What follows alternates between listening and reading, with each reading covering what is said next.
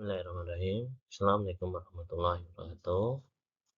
Perkenalkan, saya Bayu Marendra dari mahasiswa MTI UI. Di sini saya ingin menjelaskan sedikit tentang integrasi resiko ke dalam manajemen proyek inspeksi.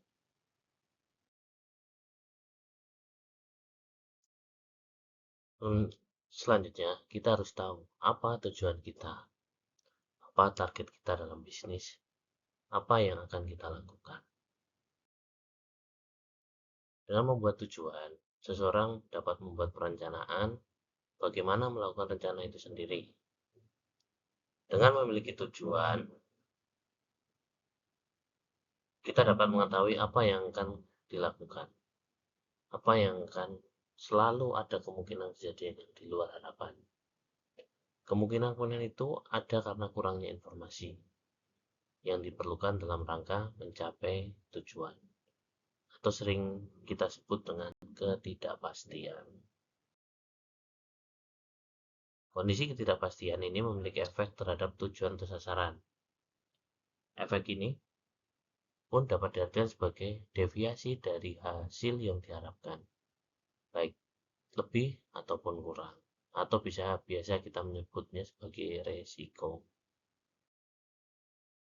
Apa itu resiko itu? Menurut ISO 31000 tahun 2018, resiko didefinisikan sebagai efek ketidakpastian terhadap tujuan atau objek.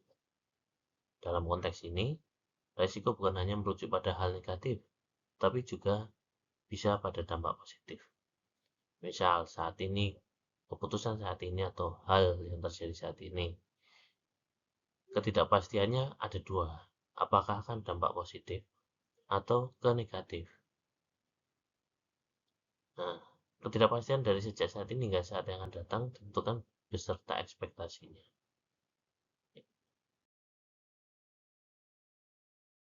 Selanjutnya, resiko atau risk adalah efek dari ketidakpastian pada sasaran atau effect of uncertainty on objective. Apa itu efek? Efek adalah penyimpangan dari apa yang diharapkan. Bisa positif yang seperti yang kita harapkan ataupun negatif. Sedangkan ketidakpastian atau uncertainty merupakan keadaan atau kekurangan informasi yang berkaitan dengan pemahaman atau pengetahuan terhadap suatu kejadian peristiwa, atau bisa kita sebut sebagai konsekuensi, dampak, atau kemungkinan terjadi. Sedangkan objek atau sasaran bisa mempunyai berbagai aspek seperti keuangan, kesehatan, keselamatan, serta lingkungan, dan dapat diterapkan pada berbagai tingkatan, pada proyek, produk, dan proses.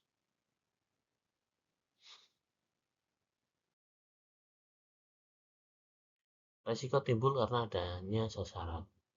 Penyebabnya pasti ketidakpastian. Resiko memerlukan adanya kejelasan mengenai sasaran. Sasaran yang jelas harus memenuhi kriteria SMART. SMART itu apa? Specific, measurable, achievable, reliable, dan time bound. Penerapan manajemen risiko akan membantu kita untuk memahami sasaran yang lebih baik. Pada ISO 31000 itu ada frameworknya atau pendekatannya untuk yang biasa untuk mengelola risiko yang dihadapi oleh suatu organisasi atau perusahaan. Ada 3, yaitu prinsipal, framework, serta proses. Menurut ISO 31000, siapa pemilik risiko?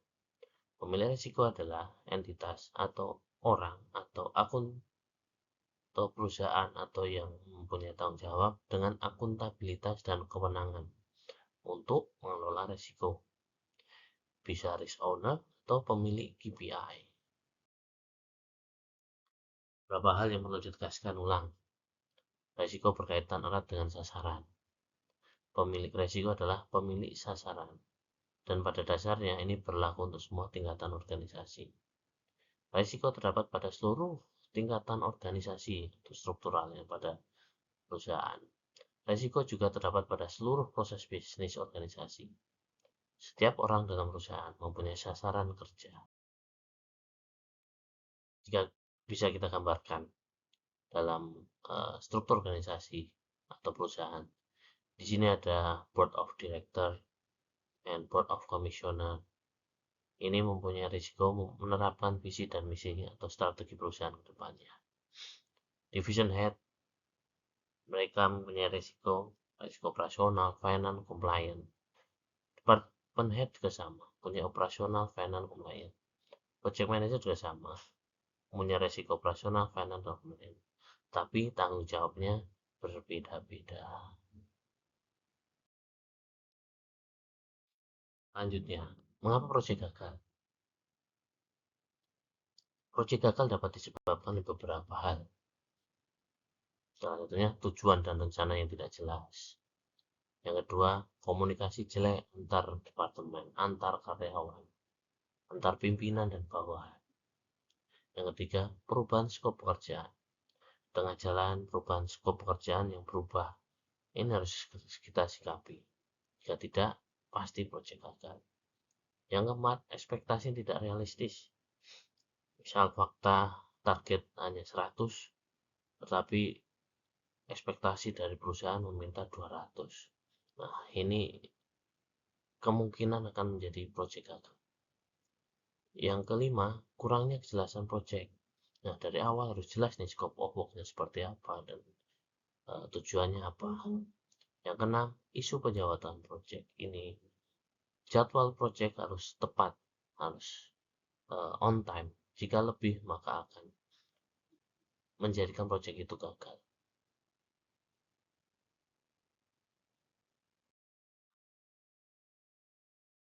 Untuk mengantisipasi tersebut, harus ada proses manajemen risiko.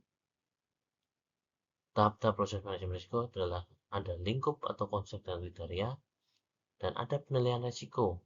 Selanjutnya ada perlakuan risiko. Pada penilaian risiko itu ada identifikasi risikonya apa, analisa risikonya apa, evaluasi risikonya apa. Tak lupa kita juga harus melakukan komunikasi dan konsultasi terhadap beberapa pihak, baik atasan maupun tim kita.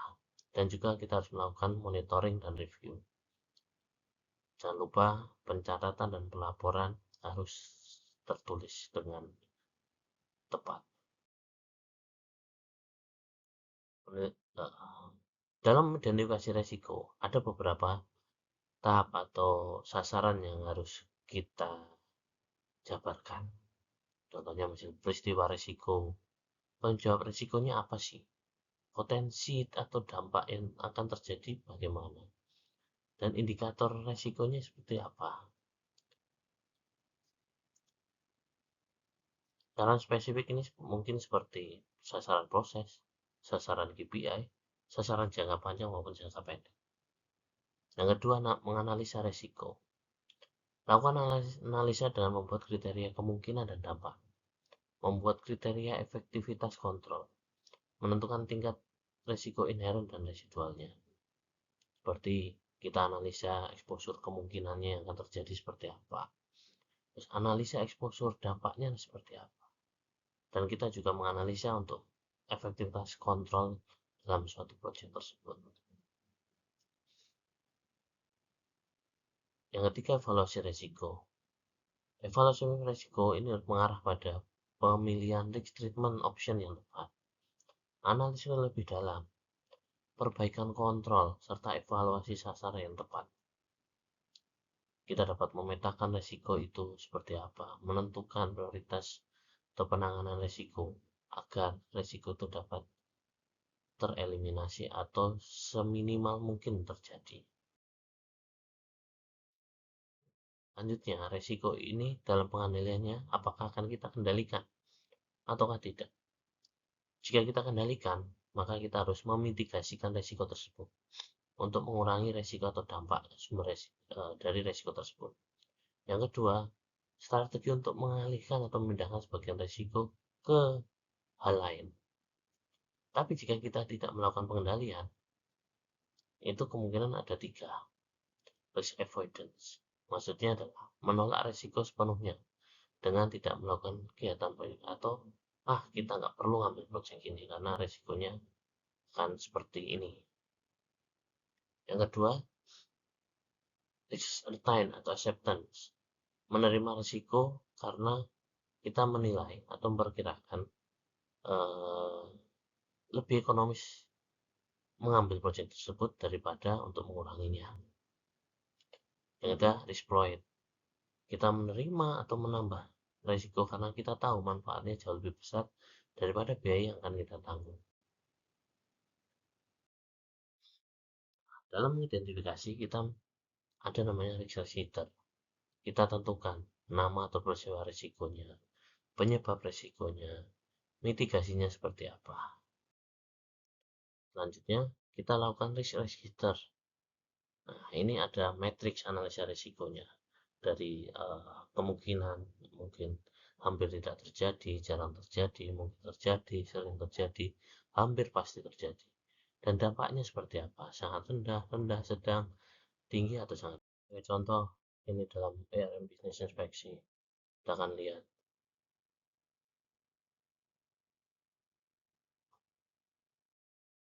Dan ini adalah contoh tabel IRM. Kita mitigasi untuk resikonya. Misal, ini hanya saya ambil sebagian.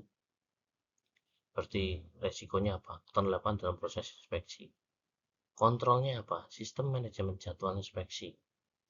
Deskripsi kontrolnya, penerapan perangkat lunak atau pengelolaan jadwal. Mitigasinya, monitoring jadwal inspeksi secara berkala. Impact-nya sedang, likelihood-nya mungkin terjadi, tingkat risikonya sedang. Nah, berapa risiko ini yang kita gunakan di perusahaan kami? Contoh, mungkin risiko kehilangan data hasil inspeksi, kontrolnya harus ada pencatatan secara digital.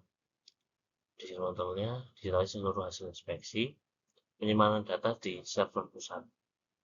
Impact-nya sangat tinggi, dan hampir tidak pernah terjadi dan tingkat risikonya rendah.